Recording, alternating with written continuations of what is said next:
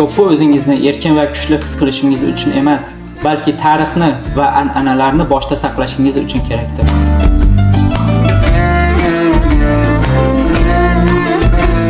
To'ppida xalqimizning didi, san'atga bo'lgan muhabbati hamda mehr-oqibati mujassam.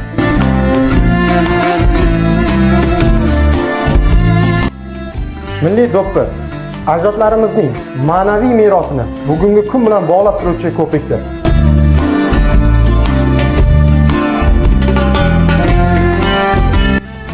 Do'ppi millatning yuzidir. Uni faqat boshni, balki yurakni ham himoya qiladi.